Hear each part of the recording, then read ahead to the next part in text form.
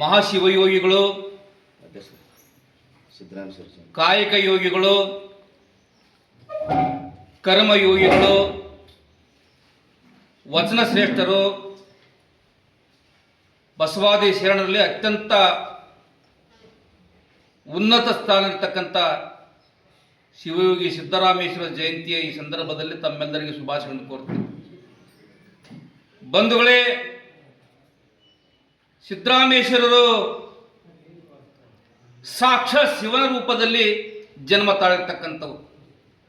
ಅಂದರೆ ಈ ಲೋಕದೊಳಗೆ ಧರ್ಮ ಆಳದಂಥ ಸಂದರ್ಭದಲ್ಲಿ ಧರ್ಮದ ರಕ್ಷಣೆಗಾಗಿ ಕನ್ನಡ ನಾಡಿನಲ್ಲಿ ಎರಡು ಅದ್ಭುತವಾದಂಥ ಶಕ್ತಿಗಳು ಉದಯ ಆಗುತ್ತೆ. ಅದು ಒಬ್ಬರು ಸಿದ್ದರಾಮೇಶ್ವರರು, ಇನ್ನೊಬ್ಬರು ಬಸವಣ್ಣವರು. ಹೀಗೆ ಇವತ್ತು ಶಿವಯೋಗಿ ಸಿದ್ದರಾಮೇಶ್ವರರು ಸ್ವರ್ಣಲಿಗೆಯಲ್ಲಿ ಕರ್ಮಯೋಗದ ಮೂಲಕ ಕೆರೆಯನ್ನು ಕಟ್ಟಿದ್ರು, ಗುಡಿಯನ್ನು ಕಟ್ಟಿದ್ರು, ಬಡ ಮಕ್ಕಳಿಗೆ ಶಾಲೆಯನ್ನು ಕಟ್ಟಿದ್ರು, ದಾಸೋಹ ವ್ಯವಸ್ಥೆಯನ್ನು ತಂದರು. ಹೀಗಾಗಿ ಬಹಳ ಎತ್ತರ ಮಟ್ಟದಲ್ಲಿ ಬೆಳೆದು ಆ ಭಾಗದಲ್ಲಿ ಬಡವರ ಕಲ್ಯಾಣಕ್ಕಾಗಿ, ಲೋಕ ಕಲ್ಯಾಣಕ್ಕಾಗಿ ಕೆಲಸ ಮಾಡತಕ್ಕಂಥ ಸಂದರ್ಭದಲ್ಲಿ ಬಸವಣ್ಣವರು ಅಲ್ಲಮ ಪ್ರಭುಗಳು ಕುತ್ಕೊಂಡು ಮಾತಾಡ್ತಾರೆ.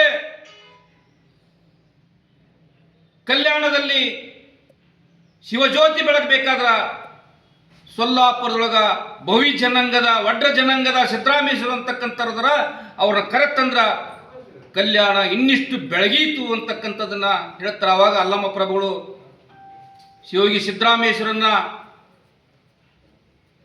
ಕಲ್ಯಾಣಕ್ಕೆ ಕರೆತಂದ ಮೇಲೆ 68,000 ವಚನಗಳನ್ನು ಬರೆದರು.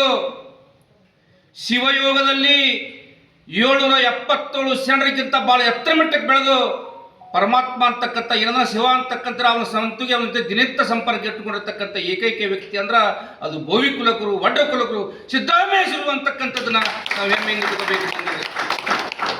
ಇಂಥ ಶಿವಯೋಗಿ ಸಿದ್ದರಾಮೇಶ್ವರರು ಕೇವಲ ಡಾಂಬಿಕ ಭಕ್ತರಲ್ಲವರು, ಮಹಾನ್ ಭಕ್ತರು, ಭಕ್ತ ಶಿರೋಮಣಿಯವರು. ಅಂಥವ್ರು ಇವತ್ತು ಭವಿ ಜನಾಂಗದ ಕುಲಗುರುಗಳಾಗಿರ್ತಕ್ಕಂಥದ್ದು ನಮಗೆ ಹೆಮ್ಮೆ ಅಂತಕ್ಕಂಥದ್ದನ್ನ ನಾನು ಹೇಳಲಿಕ್ಕೆ ಬಯಸ್ತೇನೆ. ಸಮಾಜದ ಒಬ್ಬ ಸಾಹಿತ್ಯಾಗಿ, ನಿಮ್ಮ ಮನೆ ಮಗನಾಗಿ, ಬಂಧುವಾಗಿ ಒಂದು ಮಾತನ್ನು ಸಮಾಜಕ್ಕೆ ಹೇಳಲಿಕ್ಕೆ ಬಯಸ್ತೀನಿ.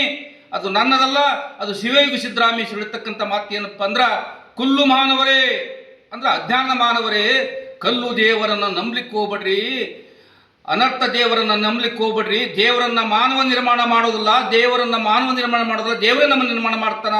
ಅದಕ್ಕೆ ಕಾಯಕದ ಮೂಲಕ, ಯೋಗದ ಮೂಲಕ, ಶಿವಯೋಗದ ಮೂಲಕ ಭಕ್ತಿಪೂರ್ವಕವಾಗಿ, ಶ್ರದ್ಧಾಪೂರ್ವಕವಾಗಿ, ದೃಢನಂಬಿಕೆಯಿಂದ, ಭಕ್ತಿಯಿಂದ ಪೂಜೆ ಮಾಡಿದ್ರೆ ಸಾಕ್ಷಾತ್ ನಿಮಗೆ ಪರಮಾತ್ಮ ಸ್ವರೂಪದಲ್ಲಿ ಬಸವಣ್ಣ ಹೇಗಿದನ ಹಾಗೆ ಇವತ್ತು ಸಿದ್ದರಾಮೇಶ್ವರರು ನಿಮ್ಮ ಹೃದಯದಲ್ಲಿ ಬಂದು ನಿಮಗೆ ಒಳ್ಳೆಯದನ್ನು ಮಾಡ್ತಾನೆ ಅಂತಕ್ಕಂಥ ಮಾತು ಇದು ಸತ್ಯ ಐತಿ.